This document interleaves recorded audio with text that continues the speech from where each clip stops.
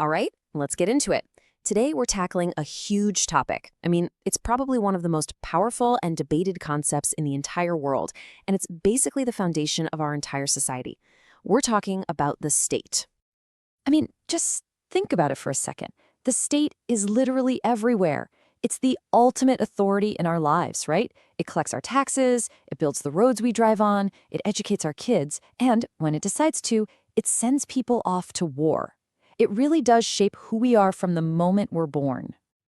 But here's the thing. For something that powerful, its actual nature is, well, it's super controversial. Is it supposed to be this neutral guardian of our rights? Or is it really just a tool for the rich and powerful? Or maybe something else entirely? Okay, let's really dive in and try to figure this out. So, before we can even begin to unpack all the big theories out there, we need to get on the same page. We need a working definition. What are the key ingredients that actually make a state a state? Okay, so at its absolute core, the state is this organized system designed to create order. It's got all the institutions we recognize, a government, courts, lawmakers. But here's the critical part, the thing that really sets it apart. It has a monopoly on the legitimate use of force. It's the only one that can legally force you to do something, whether that's paying your taxes or just following the speed limit. Now that we have that baseline, let's get to the real heart of the debate. Because for centuries, there have been these two major schools of thought locked in this epic battle to define what the state's true purpose really is. So on one side, you've got the liberal view. This idea says that we, the people, basically create the state through a kind of social contract. We agree to give up a tiny bit of our freedom in exchange for a whole lot of security. Here, the state is like a neutral referee, just there to protect our life, liberty, and property. So from this angle, the state is a necessary evil. Sure, it puts some limits on us, but it's what keeps us from descending into total chaos. And then you have the Marxist view, which sees things completely differently. For Marxists, the state is not neutral at all. It's a weapon. It's an instrument used by the dominant economic class, the capitalists, to keep control and suppress the working class. This quote right here from Friedrich Engels, who was Marx's collaborator, really gets to the core of that Marxist perspective. What he's saying is that the state isn't some alien thing that was forced on us. No, it grows organically out of society's own internal fights, specifically the clash between different classes. The moment society splits into the haves and the have-nots, the state pops up to manage that conflict, and almost always, it sides with the haves. But the story doesn't just stop there with this classic showdown. As the world kept changing, new theories started popping up, arguing that this whole liberal versus Marxist debate was just way too simple. The battlefield of ideas was about to get a lot more crowded. So, first up, to challenge the old guard, were the pluralists. They looked at modern democracies and saw something else going on. They didn't see just one single ruling class, but hundreds of different interest groups. Think unions, corporations, charities, activist groups, all competing for influence. In this view, the state is less of an oppressor and more like a neutral arena, maybe an umpire that's just trying to balance the demands of all these different teams. The political scientist Ernest Barker really nailed this idea when he called this state an association of associations.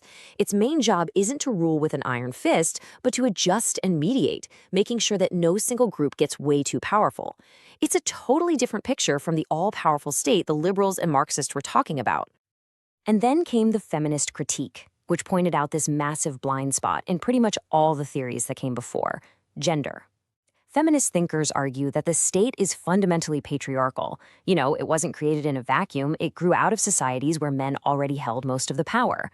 By defining politics as this public male world and pushing women into the private world of the home, it basically locked that power structure into place. But the feminist view isn't just one thing. Early feminists actually saw the state as a tool for liberation, a way to win rights, like the right to vote. But later on, radical feminists started to argue that the state itself was a tool of patriarchal oppression, one that reaches deep into our most personal lives. The next big challenge came from thinkers from outside of Europe and North America. Post-colonial theory basically argued that all these grand ideas we've been talking about, liberal, Marxist, even feminist, were all based on the experiences of Western countries. They just didn't really explain the unique histories of states in Africa, Asia, and Latin America, many of which were basically just drawn on a map and exploited by colonial powers. A huge piece of this critique is something called dependency theory. You can think of it as a neo-Marxist idea that takes that whole class struggle we talked about and makes it global. It argues that the world is split into a wealthy core and an exploited periphery. So here's how that system is supposed to work. The poorer nations out in the periphery provide all the cheap labor and raw materials to the rich countries in the core. The core then uses all that to manufacture expensive stuff, which it then sells right back to the periphery. It creates this cycle that keeps the rich countries rich and the poor countries dependent. And from this point of view, the state in the periphery is often pretty weak because it can't really stand up to the economic power of the core. And all of this brings us right up to today, where the very idea of an all-powerful nation-state is facing a whole new set of challenges, things that those earlier thinkers could never have even dreamed of. Look, the biggest problems we face today just don't care about borders. Think about it. Climate change, global terrorism, the incredible power of multinational corporations that are wealthier than a lot of countries. And at the exact same time, states are getting challenged from above by global bodies like the UN and from below by local independence movements. So you have to ask, is the state becoming obsolete? Well, not so fast. As the scholar Barry Buzan points out, when a real crisis hits, who do we all turn to? The state. At the end of the day, it's still the only entity out there with the power and authority to really provide security and to tell us what a threat even is. So despite all these challenges, the state hasn't just withered away. Not at all.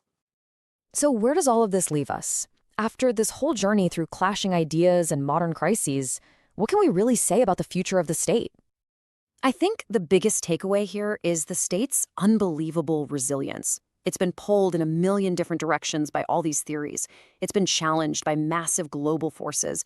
And yet, it's still the most important political organization on the planet. It's still the main stage where all of our collective dramas play out.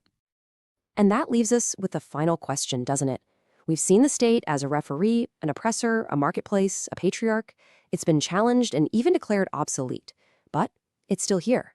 As we face a future with unbelievable technological and environmental change on the horizon, the question isn't if the state will exist. It's what will it evolve into next? Protector, oppressor, or something completely new? That's the chapter that all of us are writing right now.